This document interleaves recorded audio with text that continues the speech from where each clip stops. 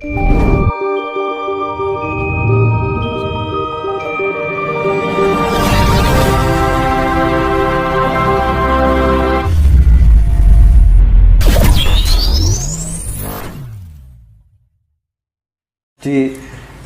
ibu saya, sampai bapak saya dulu sampai hafal gitu, tiap malam gitu mandi, walaupun pergi di mana mandi.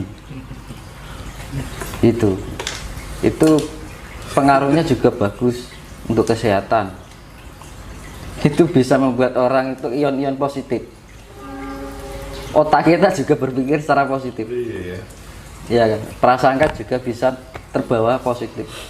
Jangan budrek lagi pusing, mandi saja, nantilah ada pengurangan. Iya gitu.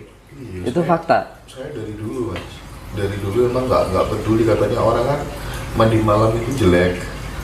Ya itu tadi. Kalau saya enggak, dari iya. dulu enggak gitu biasa. Karena kan kalau di jam 12 ke atas itu sudah suhu itu sudah menyesuaikan dengan tubuh. Iya. Tubuh itu sudah menyesuaikan dengan suhu.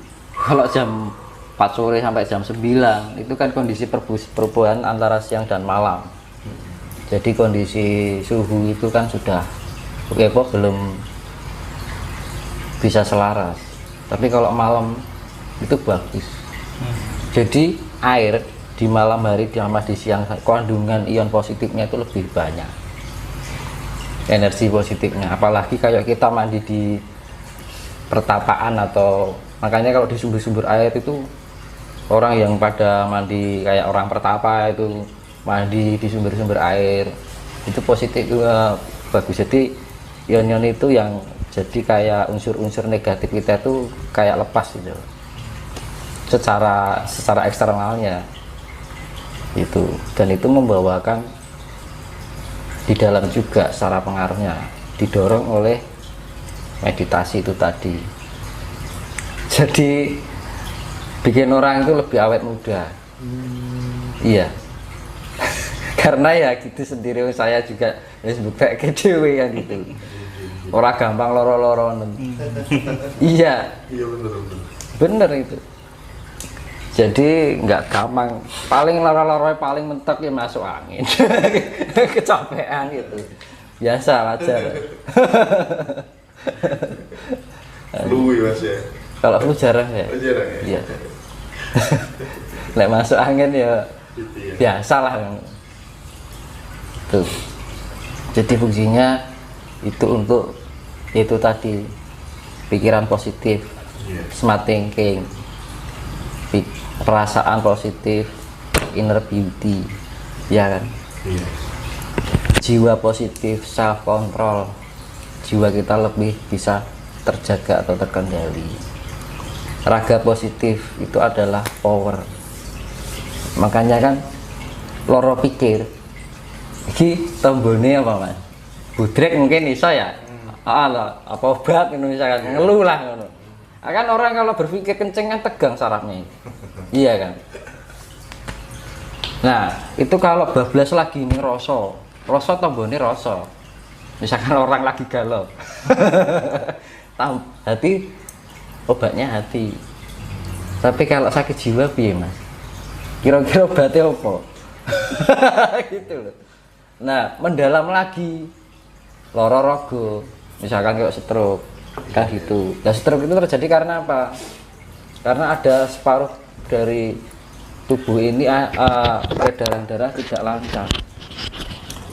Nah itu karena yang mempunyai, kita bisa merasakan, kita bisa bermain HP, ada senyawanya. Kalau dalam bahasa biologisnya senyawa. Darah itu kalau bahasa, jadi sel yang ada di dalam darah itu bahasa biologinya adalah ion. Kan gitu. Jadi kita bisa ngerasa kayak kasar, halus itu kan karena itu. Iya. Ion itu apa toh ion? Kumpulan atom yang bermuatan listrik. Nanti saya jelaskan masalah ini.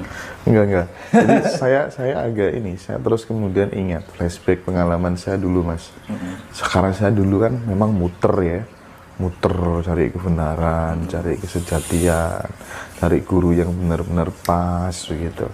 Nah suatu ketika itu saya di Pasuruan mas, ada pondok pesantren. pengasuhnya itu namanya Pak Yai Ghazali.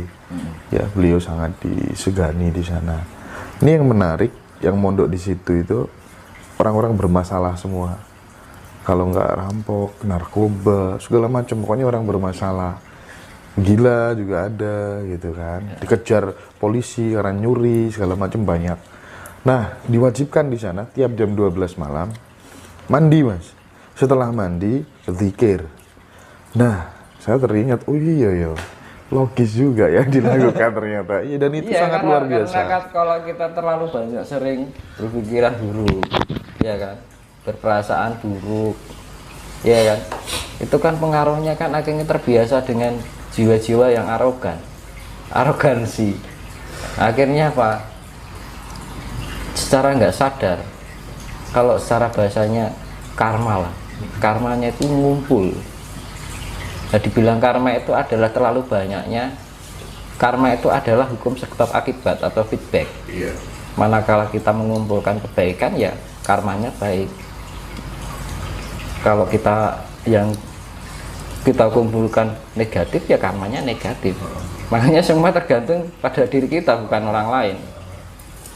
Kalau kita misalkan menjalankan sesuatu untuk pembenahan diri, untuk meningkatkan level diri, jangan berdasarkan orang lain atau ajakan, tapi berdasar dari dalam diri kita sendiri.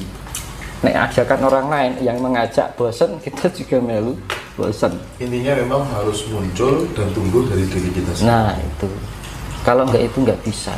Kalau hanya sekedar ingin, paling sasi rong sasi bar, kan gitu loh. Makanya orang yang misalnya orang yang diperjalankan atau dipanggilkan, ya dimana seperti itu, ya dinamakan seperti itu kan. Nurani yang bergerak, bukan karena hanya keinginan sesaat, tiru-tiru ya Mas. Jadi hanya kepinginan gitu, jangan sampai seperti itu. Tapi yo karena gimana ya, hidup ini kadang kita delalah untuk apa, kebetulan dapat nasib baik dengan bisa begini, kebetulan enggak, itu karena pengaruh genetika juga dari orang tua kita, mungkin dari yang kita mbah kita dulu. Karmane ini anak putu gitu loh, tapi enggak semuanya gitu. Nah, itu mungkin ada pencampuran gen ini dari gen dari bapak gen ibu, mungkin ada karma apa yang enggak kita sadari kan itu. Makanya kan kunci utama kita nanti untuk mengarahkan pada hal yang sifatnya positif. Nah gitu kan. Nah, saya kembalikan sifat kasih itu tadi. Karena kondisi alam semesta yang lagi tidak stabil ini kan. Alam kayak gini kan. Ya, kita pintar-pintar dan selalu ingat, aku kudu duwe sifat welas asih. Diingat-ingat terus. Jadi kalau kita mengingatnya seperti itu, fokus kan gitu. Beda. Makanya kan orang fokus itu beda. Ini misalkan kita lagi sibuk mungkin ya. Ya. Kita naruh sesuatu, kita nggak fokus. Tak taruh, kita pergi. Padahal cuman 1 meter, 2 meter. Aku mau dekek korek ning dia. Hai, nggak fokus. Kan gitu loh. Kadang disai. Nah, kalau kita ingat sesuatu, kita menaruh, kita simpan di memori kita, di save. Tak fokus ke aku dekek korek ning iki. Aku meh lunga ning Jakarta. Sasi. Mulih kelingan. Karena ketika kita menaruh korek, kita diingat baik-baik, saya fokus aku ndekek. Tapi kalau kadang-kadang kalau kita terpungin lagi repot atau lagi mikir, pikirannya bercabang-cabang, ndekek korek, terus ngalih lagi 2 meter 3 meter, aku mau ndekek korek ning dia. Nah itu seperti itu. Nah itu tingkat kefokusan. Makanya untuk melatih itu kan kadang-kadang aku sendiri aja kayak gitu. Gitu loh. Makanya itu untuk melatih kefokusan itu nggak gampang. Jadi kondisi stabil, tenang, seimbang, fokus. Kalau melatih kepekaan mata batin, Mas, Nah itu nanti kalau sudah ngelatih itu peka dengan sendirinya, otomatis. Iya. Jadi responsifnya kita tinggi. Betul. Iya, intuisi. Jadi iya, saya lebih tertarik itu daripada kemudian perspektif mata batin itu terus melihat bongso-bongso halus kayak gitu. Saya lebih tertarik yang intuisi-intuisi kayak gitu. Itu gini loh, di peradaban baru besok itu nanti setelah ada bencana besar itu IQ manusia ditingkatkan, jadi seperti upgrade level all element alam semesta itu akan ditingkatkan. Itu kayak kehidupan dulu, misalkan misalkan Megatropus, terus Pithecanthropus sampai terus Homo sapiens itu Homo yang cerdas, itu ada perkembangan ke tingkat kecerdasan otak. Nah, akhir-akhir ini menginjak diarani akhir zaman pola bendiwi ini, manusia dibodohkan. Jadi mau komputer ini wis kena virus oke. Udah kena virus blank, enakmu hang terus gitu. Orang itu sudah tidak berpikir secara sehat. Kinerjanya sudah nggak bisa normal. Nah, makanya komputer itu kalau diinstal ulang kudu diapake sih, Mas. Nanti kalau di-upgrade itu kudu diapake sih. Ya, harus diamankan data-datanya. Reinstall loh. Iya. Datanya diamankan, tapi tetap aplikasinya kan semua reinstall kan. Iya. Aplikasi tambahan hilang. Aplikasi yang bawaan yang masih tetap ada. Itu pemurnian. Lah itu loh sing arep dianu alam iki. Seperti itu. Jadi reinstall. Nanti di-upgrade. Kan nggak mungkin misalnya HP ya, di-upgrade mesti diformasi. Iya, betul. Nanti kalau langsung di-upgrade ketumpuk berat. Itu sebenarnya kinerja komputer itu ya nerokke kinerjane alam semesta. Betul. Para peneliti gawe seperti itu. Iya ya Mas ya. Pikiran itu makanya kan yang masih ada itu kan aplikasi yang bawaan, berarti kan sifat-sifat manusia yang murni. Jadi sifat-sifat yang enggak sifatnya negatif itu bersih semua, nggak ada lagi. Nah itu setelah sudah bersih, upgrade, masukkan peningkatan level, peningkatan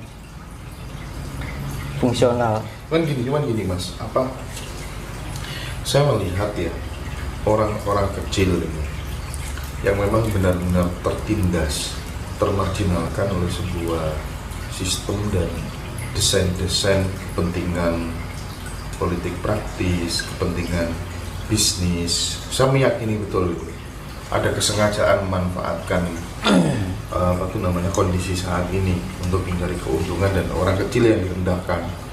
Idealnya setelah orang kecil ini disiksa, dicekik dalam tanda kutip, kudune kan mereka menemukan kejayaan, kebahagiaan, mariposo mesti nemu liyoyo. Nah, yang ingin saya tanyakan, pasca kondisi seperti ini tuh sebenarnya nanti akan ketemu langsung atau masih harus ada yang lebih ngeri dibanding apa yang dialami orang kecil saat ini? Itu nanti podo wae kisah Bratayuda to Mas. Antara Pandawa dan Kurawa. Iya. Gimana nasib Pandawa? Anaknya tertindas terus. Oh iya. Nah, Pandawa itu ketika dia sudah merasa lega menang itu ketika selesai Bratayuda.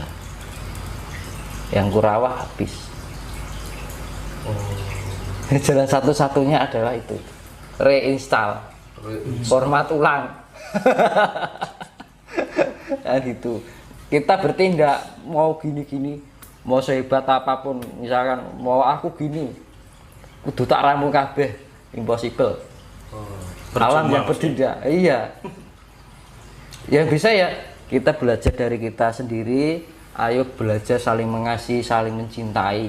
Itu adalah bagian tujuan semesta. Yang bisa menerapkan itu, dia akan bisa melewati fase Bratayuda dengan dengan selamat.